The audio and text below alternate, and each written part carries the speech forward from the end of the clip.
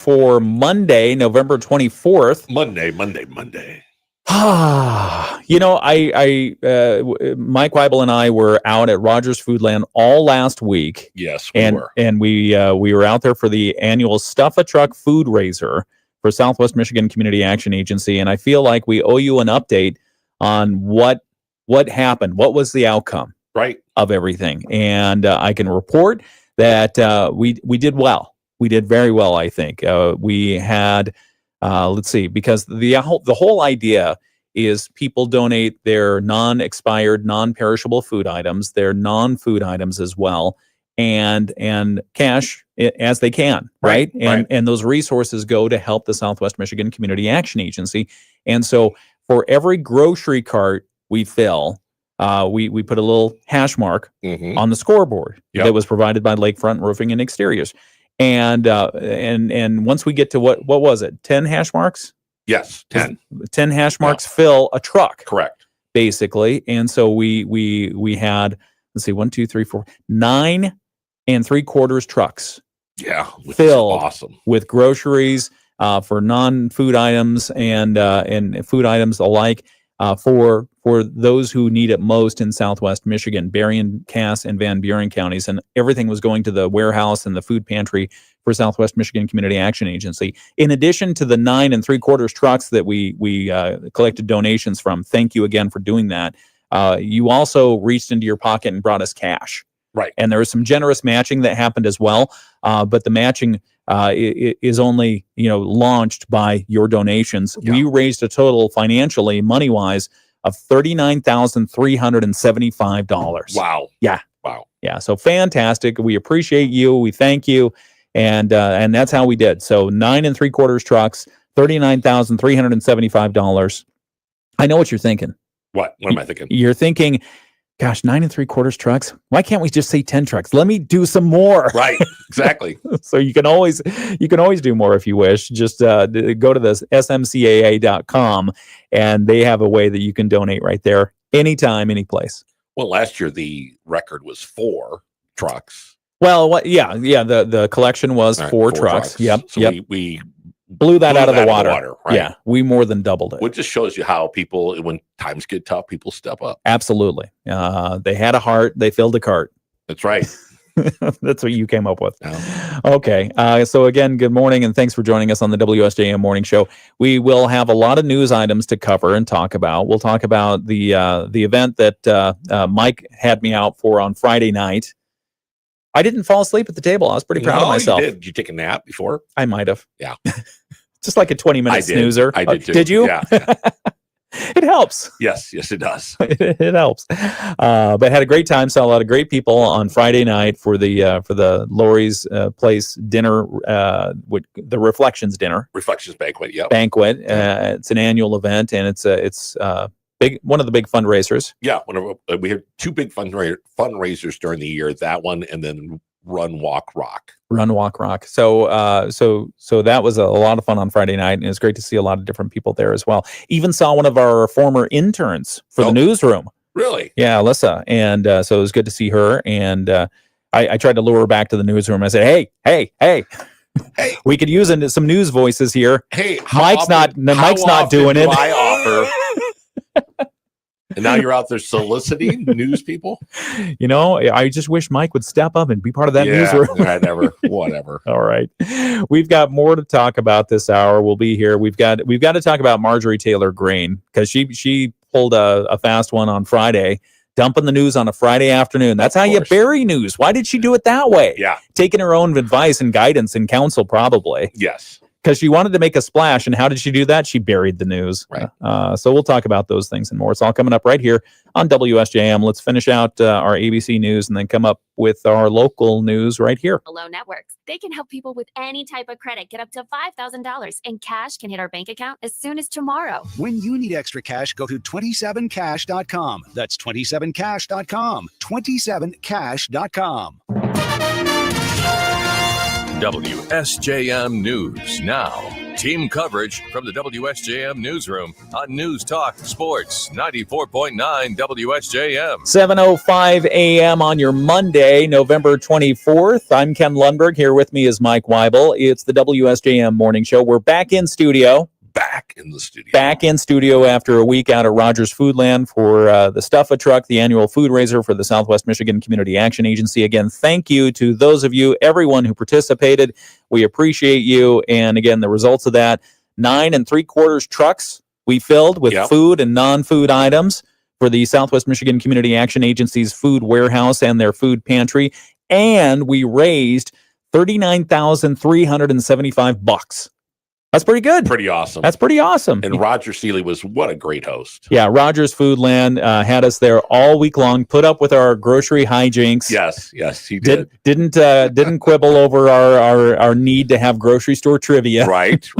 We had a lot of fun. Did you put all the stuff that we got off the shelves, you put it back in the right place? Yeah. Okay, good. Yeah, I did. Because I thought I saw you put the salmon back with the dry goods. No. Okay, fine.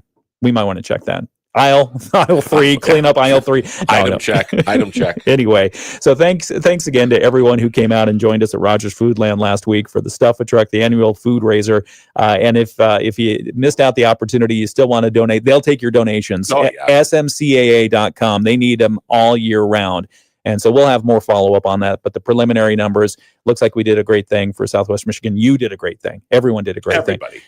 So we really appreciate you helping out those who are at the edges of our society. Kind of the buddy system. If you have not done it thus far this morning, get up, have your buddy pat you on the back while you pat them on the back. Good job. Yeah, there you go. Don't hurt your arm. All right, weather forecast for today. Partly sunny skies. We should have a high around 52 degrees. Yeah, 51, 52 degrees. That is balmy for this time of year.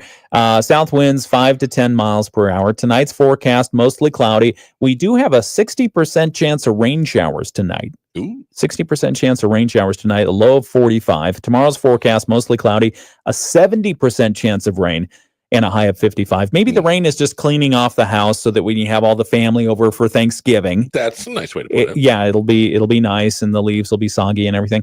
Wednesday's forecast, mostly cloudy, a 40% chance of maybe a rain-snow mix on Wednesday. Yep. And we're talking about travel, so just remember, don't slam on the brakes. Give yourself plenty of room around you because there are going to be a ton of people on the roadways. AAA predicting one of the busiest Thanksgiving holidays ever because nobody wants to, at least on the roadways, because nobody wants to deal with the air flights. Right, yeah. Nobody's doing that. They don't have to. Chance of rain showers on Wednesday. The high on Wednesday is probably going to be around 42 degrees, the low 35. And then Thursday, your Turkey Day, Thanksgiving, it's going to be a mostly cloudy and cool Thursday. 30% chance of lake effect snow on Thursday. I kind of like that. Once everyone's in place and the turkey or the turkey pot pie or the fake meat pot pie in my case, as long as everybody's in place for that, let's bring on the snow. Yeah. It'll be nice because everyone's got the Christmas decorations out anyway. That's right. Ready to go. Time to roll. High on Thursday around 33 and a low of 28. And then Friday when you're out there slipping and sliding, doing some shopping, mostly cloudy and cold. High around 35 degrees, low around 27. Over the weekend, more precipitation. We'll talk about that. First off, though, we've got to get some more news from the WSJM newsroom. 50 new Michigan State Police troopers graduated on Friday from the 149th Trooper Recruit School in Lansing. 4 of them are reporting to duty in our area, to the Pawpaw Post specifically. Casey Carroll of Parma, Braden Ellis of Allegan, Julian McRae of Battle Creek, and Kyle Theodore of Hamilton will start duty this week, strengthening staffing, the officials say, as the post meets rising public safety needs in Southwest Michigan. Governor Gretchen Whitmer and MSP Director James Grady welcomed the graduates who completed 20 weeks of training in patrol work, investigations, ethics, firearms, emergency response, and modern policing. The new additions bring MSP staffing statewide to about 1,145 troopers. Recruitment continues, they say, for their new schools, which classes begin in January 2026. Other news, a Van Buren County Sheriff's deputy arrested 2 men after a theft at a business on Red Arrow Highway in Hartford Township. The property owner reported the break-in after seeing 2 suspects on security cameras stealing a welder. Those things aren't light. No. Metal poles and wiring. Deputies soon located the vehicle seen on the footage, and they stopped it, finding the stolen items along with other property taken from another site, a power company work site. A 57-year-old man from Benton Harbor and a 62-year-old man from Coloma admitted to the thefts and were booked into the county jail on multiple larceny and trespassing charges. Yeah, doesn't sound like the smartest pencils in the crayon box. There you go. South Haven, another story from South Haven. South Haven Baseline Middle School has won this year's Van Buren County Road Commission Paint the Plow competition. Yeah, Managing Director Brett Witkowski, WSJM's own, says this is the second year of the outreach program designed to engage students and teach them about the role of the Road Commission. Middle school students participated this year. We take the big plow that goes in front of the truck. We deliver it to each of the schools, and then we put acrylic on it, clean it up. They submit drawings from the kids, and then what they do is during their lunchtime or class time or after school, they paint them. Students from Bloomingdale, Decatur, Gobles, Lawrence, and South Haven submitted plows painted with winter themes, and the public voted for the favorites. They're pretty darn good. Some of them are really good. And then the other thing that we do is then we'll put that plow, like we have plows in Bangor, South Haven area. So we'll put, when they're not being used, we put them out there so people in public can see them in those areas. The painted plows will be used during regular operations. With South Haven selected as the county favorite, students will receive a pizza party personally from Witkowski. The plows are now on display. The plow blades are on display at the Road Commission's Lawrence garage. Couple things about that story. Yeah. I'm thinking, I have a thought. Well, I think number one, Witkowski's on a diet, so I would be concerned about the pizza party. Well, I'm thinking he throws the pizza party every year because he has to go. Right. Good point. Well, it would be rude if I didn't eat the pizza. Yeah. The other thing is I heard a rumor that he submitted a drawing for the plow blade, which was rejected because it had nothing to do with the school stuff. It was just a big basketball. Oh, I thought maybe it was like a picture of himself. Oh, it could be. Right. Hi, Brett. Good morning. Other news. Let's see. Let's do one other. A criminal justice professor at the Southwestern Michigan College is writing a new textbook. Really? About? Serial killers. Okay. Yeah. SMC criminal justice director Don Ricker, who has taught a course on serial killers since the 1990s, says he was actually approached by Kendall Hunt Publishing in September to take on this project. He's now developing a 200-page, 9-chapter book that could be used in classrooms nationwide. Ricker says studying serial killers reveals patterns that are useful to criminal justice and psychology students. So there are a lot of theories on criminology in general. What you find, and again, millions of people experience this, but trauma and rejection is common in most of them. The textbook will examine a broad range of serial killer cases, primarily those from the United States. Ricker says recent decades have shown shifts in demographic trends of serial killers. What we're seeing today is, fewer victims per offender, and I think that's due mostly to technology and advances in science and policing DNA and, facial recognition and video. So that's a good thing. The average number of victims now is between 3 and 4 for the male serial murderer. He notes an increase in African-American serial killers with similar motivations to white offenders, along with more firearm-related serial killings. The textbook is scheduled for release in January of 2027. He says he plans to use it in his class to replace his current outdated text. Oh, so he's writing his own textbook. Yeah, he is writing his own textbook, and I'm thinking, let's see, if it's going to be published in January 2027, stocking stuffer maybe for the Christmas before, huh? Right. I mean, he can give out advanced copies. Mom, Dad, your stocking stuffer is killing it. Oh, dear Lord. All right. 7:14. It's the WSJM Morning Show. I'm Ken Lundberg. Here with me is Mike Weibel. We've got more news coming up. First, let's do a quick check on sports here on the WSJM Morning Show. Sports on the Michigan News Network. It wasn't. I mean, good on him for the publisher reaching out and saying, hey, can you update this textbook? Right. But it's like, you talk about something to research. Yeah. Holy mackerel. A little dark. It's very dark. But I mean, that, serial killer stuff, I mean, that's among the most popular media consumed podcasts, news, Netflix series. Right. I mean, it is something. So people are just, I guess, curious. So I have a little bit of trivia for you this Okay. morning. Oh, let's do it. What is the Guinness World Book of Record for the largest turkey by pound?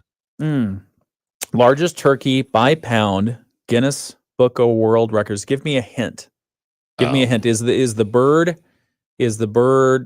bird located in the United States? No. Really? Turkey was raised in the United Kingdom. Oh, well, maybe that changes it a little bit. Okay. Because they have different the turkey's name diets. was Tyson. Tyson the turkey. Yeah. Huh. I'm gonna guess 67 pounds. That would be a large bird. Okay. Okay. One more guess. Do I get one more guess? Yeah. 54. 54 That would pounds. not be as large a bird. Oh, okay. The world record is 86 pounds. Whoa. Wow. That's like a fifth grader. You gave me a head fake there. How much? 80 what? 86. 86 pounds? Right. That is a So big the size bird. of a large dog, 6 times larger than the average 14-pound turkey. Oh. This is an 86-pound stag named Tyson, was sold at auction for $6,692 in 1989. Sold for what? I'm for sure as a pet, or they probably they're going to cook it at the kingdom, or stuffed what? him and put him up in a display. Oh, really? I would think. Oh, You wouldn't just eat him. Well, that's interesting. You have any more Thanksgiving trivia? Oh yeah. You want to do some more? Butterball Turkey Hotline.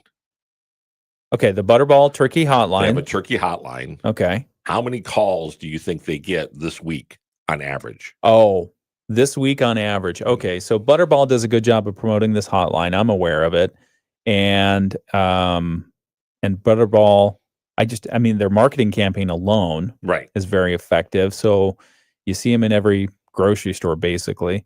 I'm gonna guess they probably get 3 million calls, Yeah. maybe 2.5, 3 million calls this week. Yeah. This is over 100,000. Oh, not that many? No. Oh, okay. I thought So more what people are you know. going to call them about your turkey? Well, do I really have to wait for the little rocket red thermometer thing to pop out? I guess so. Do I really put stuffing inside the turkey? And so those kinds of things. Do I take the little package out? Yeah. What's this little? What's in this package? Who put this secret package in my? Right. Can I eat the giblets raw? Oh, yeah. Just swallow them whole? Yeah. They don't taste right. Basically temperature. People are wondering how to baste it, because and I don't understand the big mystery in a turkey bake. No. Or roasting a turkey, because it's just a bigger bird. Right. Right. That's why I'm like, I don't understand like the problematic situation. I think it's just daunting because you have to do math based on the size of the turkey. You have to do math. You have to do math based on the size of the turkey. Right. If it's a 14-pound bird, you're gonna want to bake it longer than an 18 or 18-pound bird. Yeah, something like that. And then the basting of it. Should I open the oven, bring it out, baste it? What am I basting it with? Am I putting butter under the skin, garlic cloves, stuff like that? Injecting it, brining it. Yeah. I've heard about the brining methods before, which again doesn't apply for me anymore. No. But I've heard good things about the brining. You basically take a salt bath, cold water salt bath, and you put the bird in it with you. Right. With you. With you. Little Epsom salt. Yeah, can I use Epsom salt? All right, we'll be back and we'll talk about a few things here on the WSJM Morning Show. First, we've got a weather forecast. Partly sunny skies today. Afternoon high temperatures getting up right around 50 degrees. We'll see an increase in the cloud cover, and by this evening, we'll see a few scattered rain showers. Rain showers continue overnight tonight. We drop down to 45, and rain tomorrow morning. We'll see high temperatures in the afternoon, right around 52. We're back to a rain-snow mix starting on Wednesday. I'm Chief Meteorologist Carrie Peugeot. The Morning Show with Ken and Friends on 94.9 WSJM. 7:19 is the time. It's Monday, November 24th. I'm Ken Lundberg. Mike Weibel is here with me. We've got more to talk about this hour. First off, though, thank you again for a fun Friday night. You're so welcome. So thank you for coming. Yeah, absolutely. It was the Lori's Place Reflections Banquet. Yes. And Mike Weibel is on the board of Lori's Place. Give us a rundown, first off, for anyone who doesn't know what Lori's Place is, and then talk a little bit about the banquet, please. Yeah, sure. So Lori's Place started 22 years ago when one of our area doctors was tragically killed in a car accident. And so because of that, their neighbors, who was Lisa Bartosik, who was involved in hospice at home and that kind of outreach, reached out to them in their need because they had 2 small children. And out of that became the realization that we needed some type of a center or some type of an organization to help children with learning the grief process. Yes. And as years have gone by, 22 years to be exact, as years have gone by, it has now expanded into families. And so families can come in a group setting and get support. They do things for suicide, for those that family members have lost something to a murder. So they have specialized groups within the groups. And all of that is at no charge. So people can come and get support. It's one of those things that you don't necessarily know it's there until you need it. Right. But it's people that have gone through it and have experienced the support that they received have become lifelong fans. Yeah, the loss of a loved one, as Stephanie Kohler-Pagan, director there at Lori's Place, has said, is grief is something that you must deal with it, because as long as you put it off and don't deal with it, it just sits there like a book on the shelf, right, waiting to be read. So the better you're equipped to go through that, the more satisfaction you'll have, probably happiness you'll have. And at some point, Lori's Place is there if you need them for help. Yeah, I heard it said this way. I think it's awesome, and that is, grief is the reciprocal of love. The love that you have that now that person is gone, the way that you transition or process that loss is in grief. You don't grieve people that you don't love. Yeah. Somebody passes away and you're like, well, that's tragic, but you don't grieve it.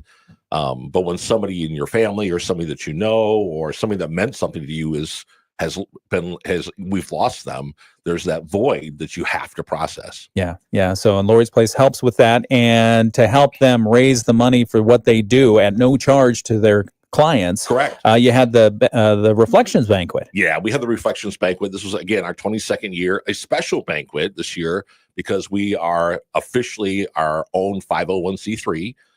There's a lot of misinformation over years. People thought we weren't, whatever. It's official. We are an independent organization. And with, again, great ties and partnerships with Corwell and people in the community. It just was one of those things where it was just a step we needed to take. And it's one of our 2 biggest fundraisers. The Reflections Banquet and Run, Walk, Rock is something that we do every year and has been an awesome thing for us. Love that. And the banquet it's funny, we have a cocktail hour. Yeah. And people come in the room and you meet people that you don't know. And there's a lot of rekindling of old friendships. So it's a really buzzy kind of first hour as people are getting there connecting. And it's a lot of fun. Great seeing people. Great seeing the support of people in the community who come out for that. And it just was a very nice, fun evening. And so I think next year, we've done it in November twice now because that was our anniversary. Okay. It began in November. Yeah. But it's late, and thankfully we had good weather. Yeah. But you don't never know in November, like we're going to find out this week. True. So I think we're going to step it back next year, probably into September or something like that, to be a little bit more accommodating to weather and people's schedules and so forth. So we will watch for the announcement on that. Yeah. So again, it was a fun event. Thanks again for inviting us. Stephanie and I had a great time there.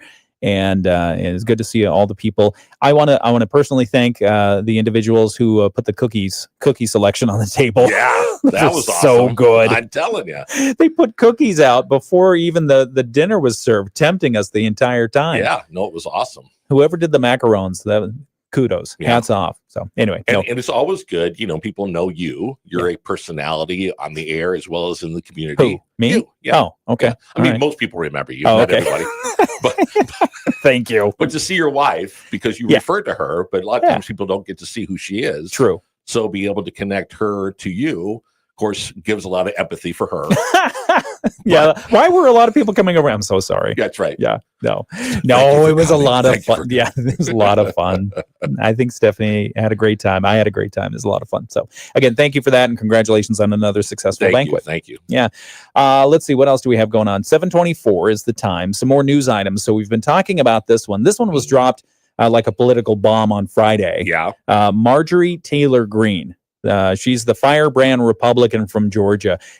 Many times that you hear statements from Marjorie Taylor Greene, you go, what in the world is she thinking? Exactly. She's just like way out there. But most recently, she's been very vocal on the Jeffrey Epstein files. Right. And she took some flack from that, specifically from President Donald Trump. Yes. Saying that I think he called her a traitor. Yeah, something like that. Over demanding that the Epstein files be released. But she announced on Friday, Marjorie Taylor Greene announced on Friday that she's resigning from Congress effective January 5th. So not even just stepping down for the midterms, not waiting around or anything like that. She says January 5th, I'm done. So was this pressure from her own state's political party to decide whether or not she was going to run? Is this an opportunity for someone else to step into the role and get that recognition in advance of the election, the midterms election, so that maybe the Republicans can hold on to that seat? But the development comes just a week after President Donald Trump withdrew his support for Greene, who has been one of his strongest allies, after she criticized him and his administration for their handling of the Epstein investigation, among other matters. She released a four-page statement. She had thoughts. She is advising herself, clearly. Yes. Four-page statement announcing her resignation. It was posted on social media, and she repeatedly addressed her recent falling out with the president. She said, standing up for American women who were raped at the age of 14, trafficked and used by rich, powerful men should not result in me being called a traitor and threatened by the president of the United States, whom I fought for. She said, I have too much self-respect and dignity, love for my family, and don't want to feel my sweet district to endure a hurtful and hateful primary against me by the president we all fought for, only to fight and win my election while Republicans will likely lose in the midterms. So she went on and on. At one point, she made a prediction that the Republicans will lose the House of Representatives in the midterms next year. Yeah. And she predicted that the Democrats who take control of the House of Representatives will impeach President Trump. Oh, boy. So she's served in the House only since 2021. But she did come under attack from President Trump about the Epstein files. So Trump, in his social media post, called Greene a ranting lunatic who has gone far left. And then they did a back and forth over the weekend on social media, and he called her Marjorie Traitor Greene and said he would support a primary challenger. So I don't know. I mean, interesting. I get the whole reasoning behind why she doesn't want to go through a tough primary. And if you look at the news coverage of Marjorie Taylor Greene since she was first elected, hasn't been very kind. Nothing to do with politics. Right. So probably didn't want to have that all relived for everyone to see. So we'll see. Yeah. I will be surprised if she doesn't show up on a news program or some type. She's got something else. Oh, like a talking head. Right. I don't know. I mean, she's just been so far out there. I know, but that's the type of thing people like. They like people to be out there. You know? So you think she's going to go on MS Now or something? Something. She'll be out there. The token Republican on MS Now. Something, yeah. Yeah, it's going to be interesting. People just watch her, throw her a bone, and watch her go. Yeah, it will be interesting. It will be maybe a reality show. Oh, that could be fun. Let's talk about the Endangered Species Act. The Endangered Species Act is endangered. A proposal from the Trump administration to revise the Endangered Species Act could have critical impacts on what officials say are the most vulnerable animals, plants, and habitats throughout the United States. Earlier last week, the U.S. Department of Interior outlined several rules within the ESA that it plans to roll back. Included in the proposed revisions are changes to the listing of protected species and critical habitats, which would be based on the best scientific and commercial data available, according to the Interior Department. The way the environmental activists are reading this is it would make economics a factor in what was previously science-based decision-making. Yes. So whether or not the monarch butterfly or the spotted owl or the spotted milk vetch, all those things, right, whether or not they will be classified as endangered could, at least under the environmental interpretation, depend on how much of a commercial impact it might have economic impact. For example, they say, you'll like this one, Mike, because it's about golf. For example, if the Trump administration determined that the economic harm to a golf course would be greater than the cost of protections for the Florida Panther, then they could make that determination. It would essentially, they're saying, put money over the science. I don't know if I like that. No, I again, it's difficult because you see, I mean, I think there's been abuses on both sides of that, things where highways are not advanced because of a moth or something like that, that whatever. But, pretty little butterflies here in Michigan. We have little tiny butterflies they're gorgeous. You like them. And then on the other side of it is bats like to eat them. Yeah. Possums too. All right. Probably. Are things like grizzly bears and things like that sometimes fall off the endangered species list. Well, who decides what falls off and what goes on? I mean, what's the number? Yeah. And it's just it's not easy, but it's certainly, I would just hate to see us get to the point where we are not protecting the resources that we have. Yeah. It's interesting. I don't know. I like monarch butterflies. They're important for the ecosystem.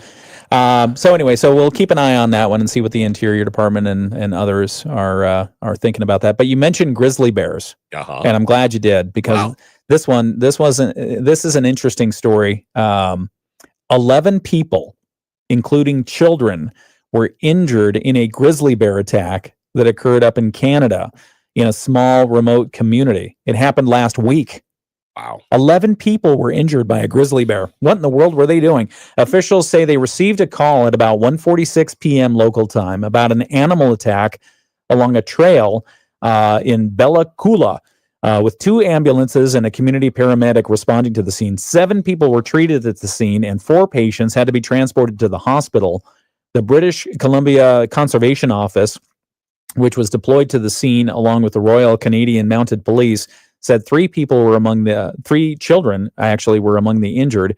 Apparently a school will be closed because they're having to deal with the bear incident and tell the kids all about it. The victims were part of a school group of students and teachers who stopped along a trail near a river when a grizzly bear emerged from the forest and then attacked. So there's a tour group looking at nature. Oh, isn't that pretty? And then all of a sudden, a bear. Grizzly bear. Multiple teachers physically intervened using bear spray and a bear banger, which I don't know what that is, but I imagine it makes a lot of noise. Yeah, I'm thinking. To try to drive the bear away. 4 patients remained in the hospital as of the weekend. Wow. Yeah. That's going to need some counseling. I mean, the headline alone on it, 11 people. Right. British Columbia, by the way, is home to an estimated 15,000 grizzly bears. Wow. So if you're looking for a grizzly bear, there you go. Okay. More coming up. We've got why you shouldn't cry or tell the kids not to cry. And Meta. Why you sure shouldn't cry? Don't cry. Meta had a Facebook study that apparently they're now being accused of quashing because the study showed people stopped using Facebook and they got rid of some depression. Uh-oh. Yeah. So anyway, we'll talk about those things and more. It's all coming up right here on the WSJM Morning Show. Part of it on the video live stream. So tune over there on YouTube, on Facebook, and the WSJM Smart app. Wow. Be right back. What would you call a... What are you wowing? No, about what you just said. Oh, that. Okay. Yeah. Which one do you want to go for? You want to go for Don't Cry, or you want to go for the Facebook study? I want to go for Don't Cry. Okay. Let's see. Let me pull that one forward. Boo-ba-doo-ba-doo-ba-doo. And good morning to those of you on the video live stream. We appreciate you. Okay, so this one I pulled in from CNBC. Excuse me. Okay. Are you back? Yeah, I got a frog in my throat. All Endangered species is taking lodge in my throat. The headline on this, stop saying don't cry. Okay. If you want to raise confident, emotionally intelligent kids, stop saying don't cry. Use these 5 phrases instead. Okay, I'm ready. And when you say don't cry, it comes from, obviously a place of wanting to fix the hurt, make it all better. Right. But it can make kids feel like their emotions and tears aren't okay. Okay, yeah. Yeah, don't cry, don't cry. And the message they hear is, oh, I'm not, crying is wrong, crying is bad. Right. So instead they say, try to validate kids' feelings and help them feel safe and supported, expressing their emotions and tears. So they say 5 alternatives are better than saying don't cry. So as you're at the Thanksgiving table this week, Right. and there's the wishbone, and little Timmy and little Sally are pulling the wishbone, and Timmy wins. Right. Don't tell Sally don't cry. Right. Because her lip is pooched out. I wanted my wish. Her eyes are quivering. And you know what's about to happen.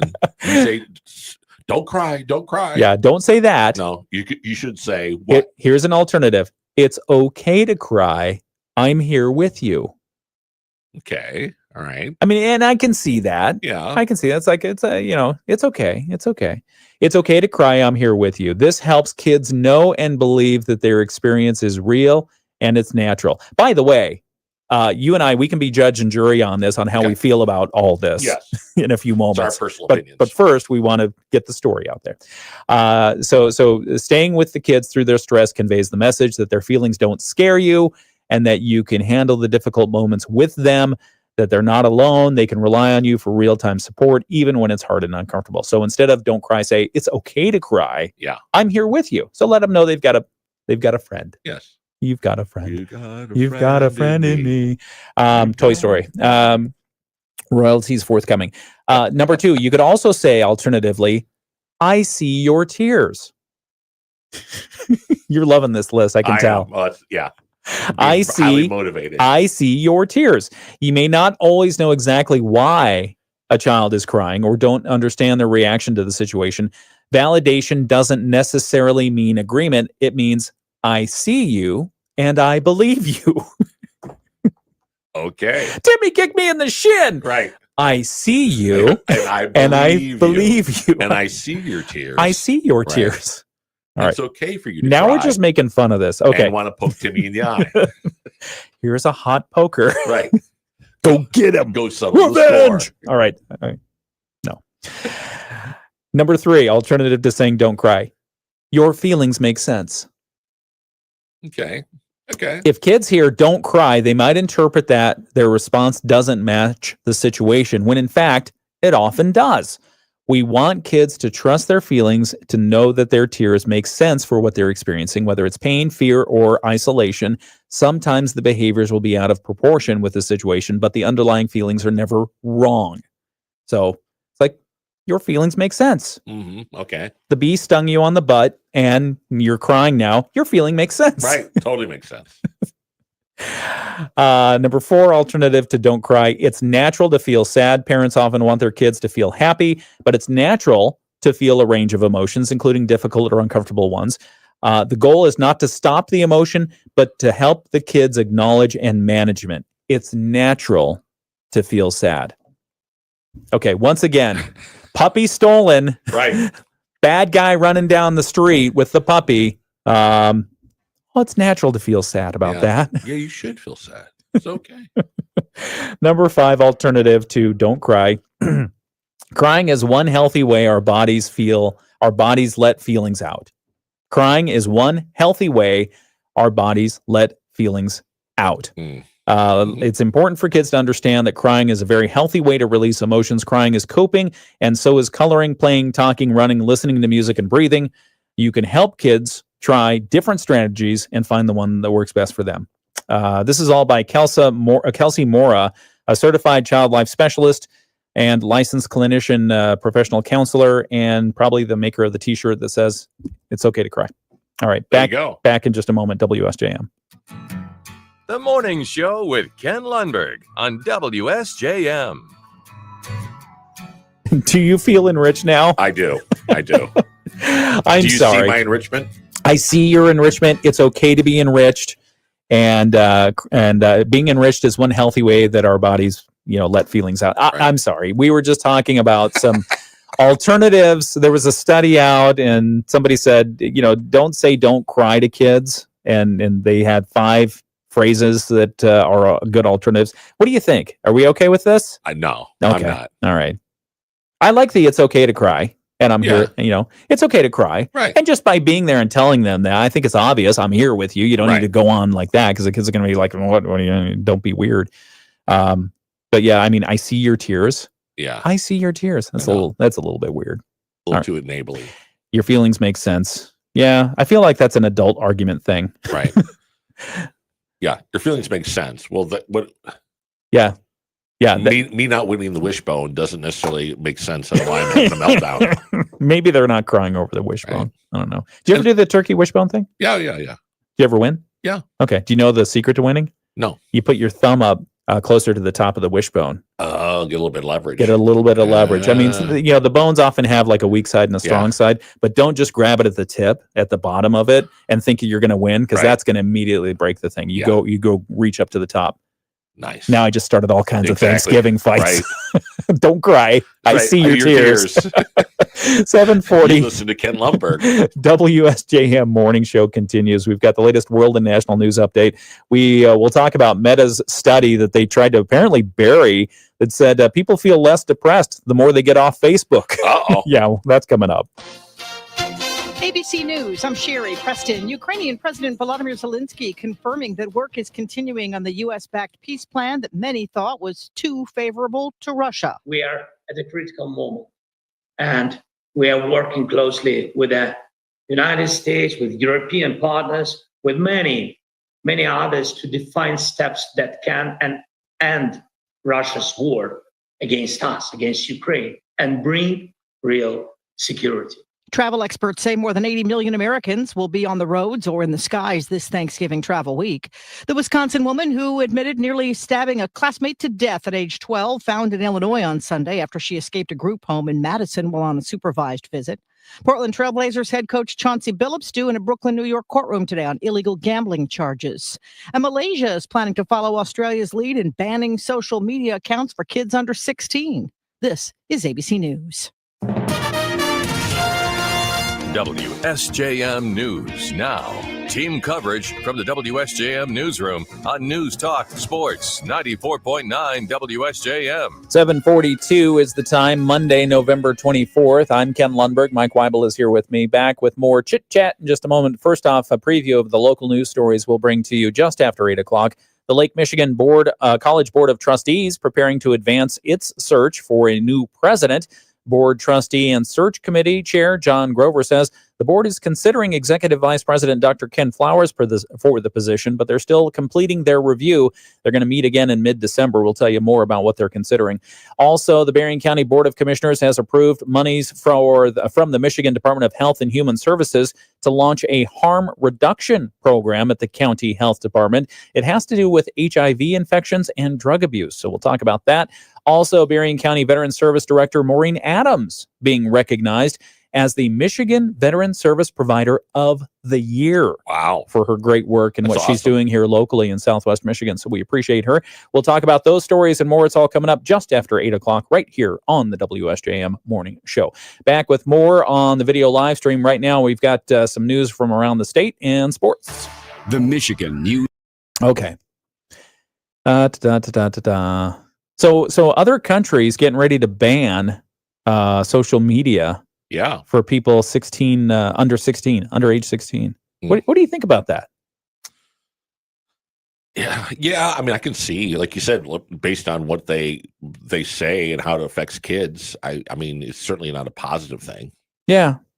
Teenagers, that is. Well, I mean, the dopamine rush alone, or whatever it is that's keeping the kids on TikTok and the Right. Instagrams and the YouTube Reels and Facebook Reels and all that other fun stuff. I mean, they're addicted. Yeah. I mean, I'm looking at you. You're addicted because you're looking at your phone. You're just swiping. Because I'm getting my Facebook Live back again so I can see what's going on. Oh, okay. Am I addicted to our fans? Yes. Want to say good morning to John, to Diane. Let's see who else is out there. Bill. Bill's out there. Hey, Bill. Good to see you. There's this Mike Weibel guy. Yeah. Mike's out there. Is Teresa out there? Maybe Where's should Teresa? block him. Teresa out there? I haven't seen her. Okay. Well, if you're out there, Teresa, good morning. Hey to Teresa. Let's see. So we've got Stephanie's out there. Hi, Stephanie. Yeah, I mean, social media, because again, when you and I were 16, right? No social media, None. No smartphones, no nothing. No. We had to use our imaginations. Yes. Which is incredibly healthy. Yes. And had to talk to people and stuff like that. Right. Call them on the phone. Had to water the farm animals and harvest the crops. Remember those first days of when you were like going to call a girl that you liked in school? Yeah. And you'd call and like her dad would answer the phone or whatever and hang up. Oh yeah. Yeah. Yeah.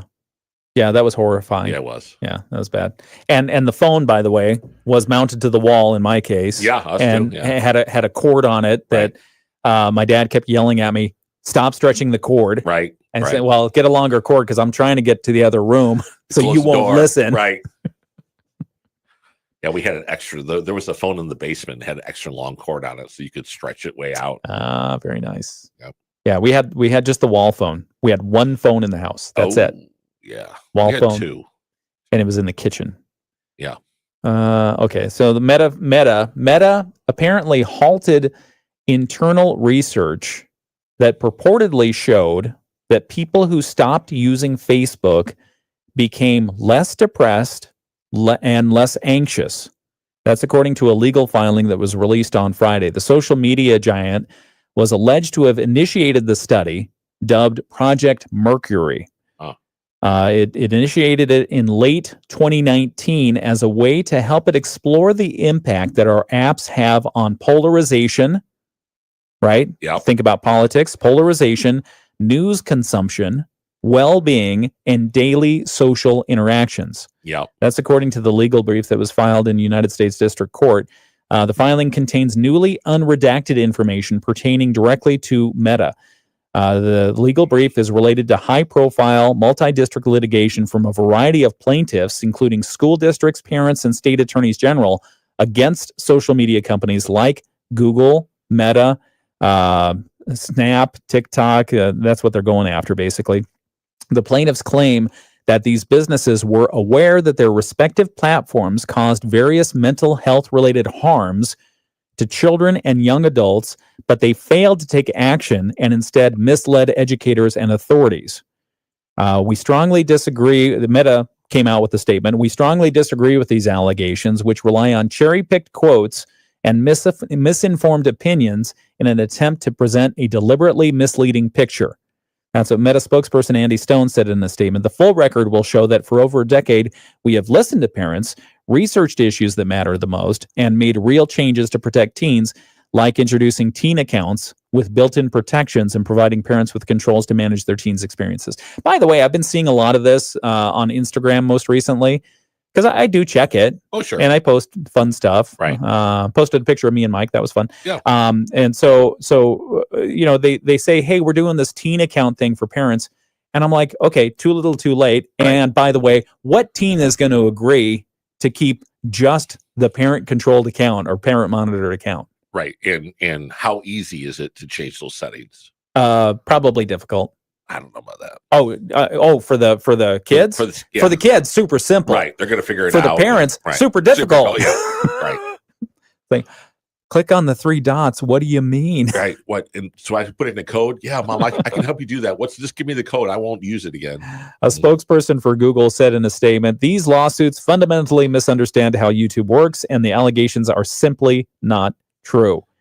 YouTube is a streaming service where people come to watch everything from live sports to podcasts to their favorite creators, primarily on TV screens, not a social network where people go to catch up with friends. We've also developed dedicated tools for young people guided by child safety experts that give families control. YouTube may have a point there because it doesn't really strike me as a social media network. Right. But the stuff they share through that, it's all social media. Right. Right. It's a portal to all that. It's a portal to that. Yeah. It's a window into it. Window. Snap and TikTok did not immediately respond to a request for comment. Yeah. I mean, and if the lawsuit is successful and it goes forward, don't know what they want.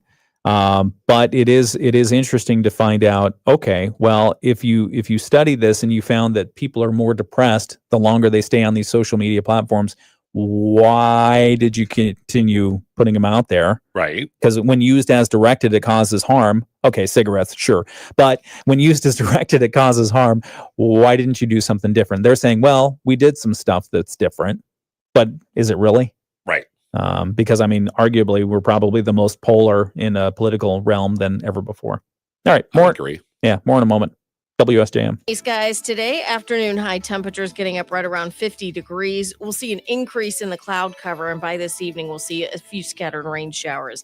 Rain showers continue overnight tonight. We drop down to 45, and rain tomorrow morning. We'll see high temperatures in the afternoon right around 52. We're back to a rain snow mix starting on Wednesday. I'm Chief Meteorologist Carrie Peugeot. The Morning Show with Ken Lundberg on WSJM. Surly this morning. Yeah.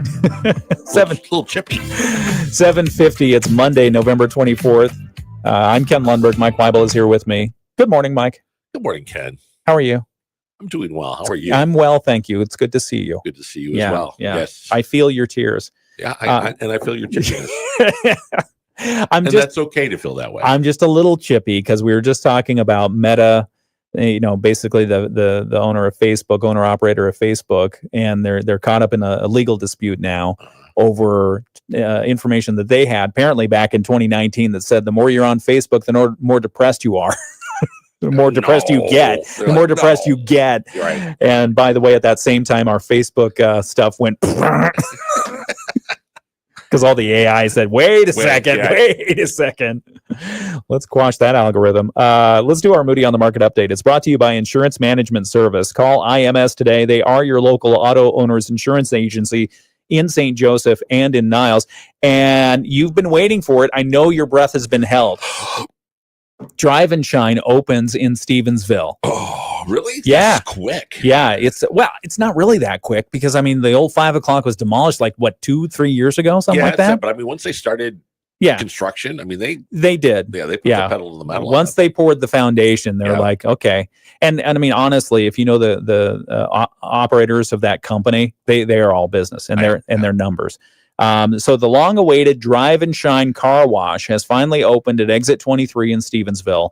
They are a South Bend-based car wash and oil change chain that's been planning the Stevensville location for several years, with construction underway for about a year. Drive and Shine is bigger in size than most competing car wash operations and offers a variety of custom processes for car care that customers seem to rave about in their reviews. The chain has multiple locations in Northwest Indiana, talking about Fort Wayne, and in Michigan as well, up in Kalamazoo area. Drive and Shine, they're open Monday through Saturday, 7:30 to 8, Sundays 8:30 to 7. They're located at 5000 Red Arrow Highway in Stevensville, which is right across the street from Meyer. Right, exactly. So if you've driven by there and you've seen this big mammoth thing under construction, it's now complete. Right. And drove by it a couple of times this weekend, and if Stephanie hadn't been in the car, I would have gone in there. It didn't. Hard to tell because everything's indoors. Oh yeah. And so there wasn't a line at the outer part of it, as you've seen at some of the other car washes. Right. But inside, saw a bunch of vehicles inside already, All right. which is kind of cool. So I don't know, I might try it just for the experience. For sure. Yeah, maybe we can do a live remote. Oh, that'd be cool. Yeah. Hey, Drive and Shine, you want us to do a live remote? From a convertible. Contact Dave Deutsch. He's our president. All right. And there he is right there. Yeah, we're talking about him right now, and he's just waving to me from the water cooler. He doesn't know what we're saying. 7:53. So anyway, Drive and Shine. You want to read that full article, learn more about Drive and Shine, check it out. It's posted right now at moodyonthemarket.com. Your Moody on the Market update is brought to you by Insurance Management Service. Call IMS today. They are your local auto owners insurance agency in St. Joseph and in Niles, and we'll be right back. Rich Brand and Tara Halsey from Insurance Management. Okay, still on the video live stream. Have you ever had a vehicle detailed? Yeah. Just describe that whole thing, because I feel like there's a whole world of people who don't know the experience, myself included, of a car detailing, where somebody shows up either at your house or you take it somewhere and they do a professional detail, which can run hundreds of dollars. Yeah, it's expensive. So, what is detailing? What do you expect? What do you get out of this? So usually you take it to someone, drop it off. They usually keep it for the day. For the day? Yeah. Wow. Yeah, okay. It's an all-day affair. All right. And they will do a wash and wax of your vehicle and, clean it, all the nooks and crannies. And then they do the inside as well. And they'll do the floor mats and they'll vacuum. Okay. So it's like a thorough cleaning. Right. Okay. So I get back in, and is it like a new car kind of thing, or what? Well, as new as it can get. If your car is all beat up, it's not going to be unbeat as up. new as it can get. but it's all clean and Yeah. and they've got the nice thing about someone who does that, and I know a guy who does it. You know a professional. guy. I know Okay. a guy. Okay. There's a lot of products out there that are sold to the average consumer. Yeah. That are not necessarily conducive to the long life of some of your things in your car.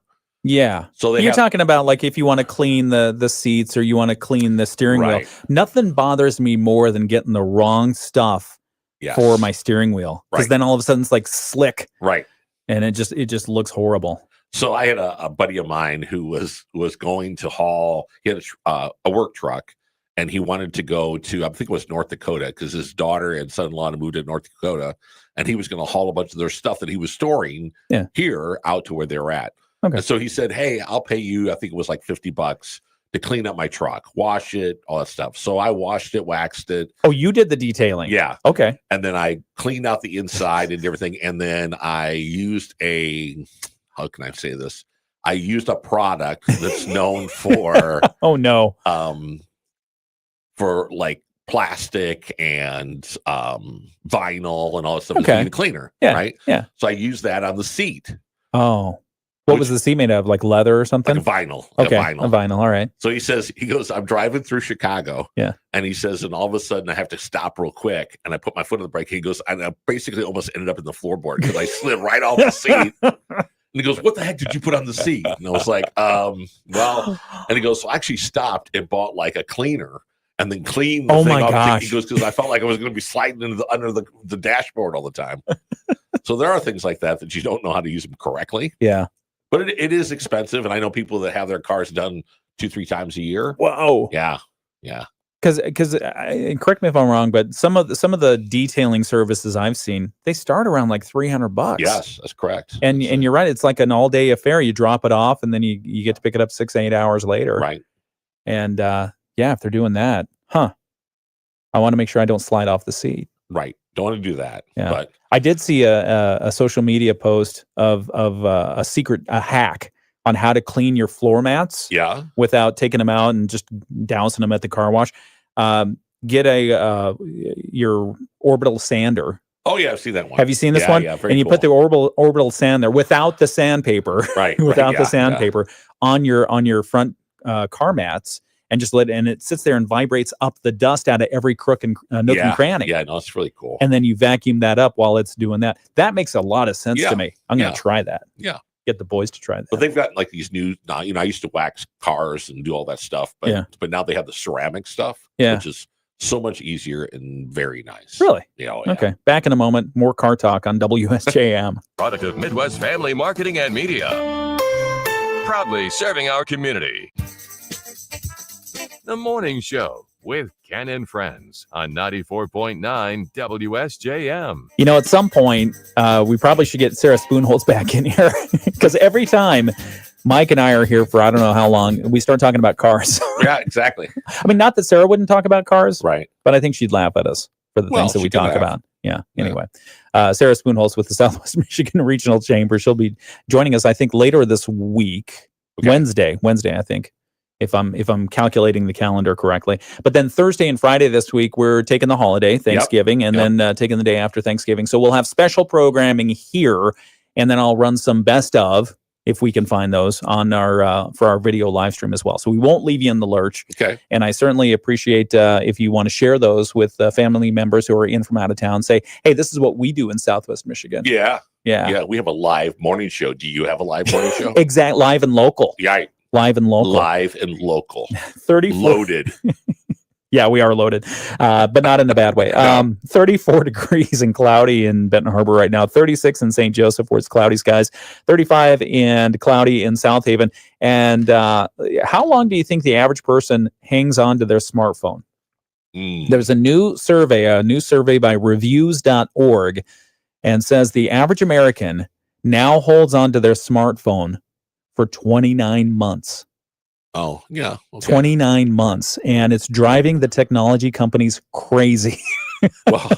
Well, then you think of the average, and you put Witkowski in there. Oh my gosh. He's got like a Series 4 iPhone. Yeah, We're he's at 17. Yeah, Steve Jobs wanted that buried with him, and unfortunately, Brett won't give it up.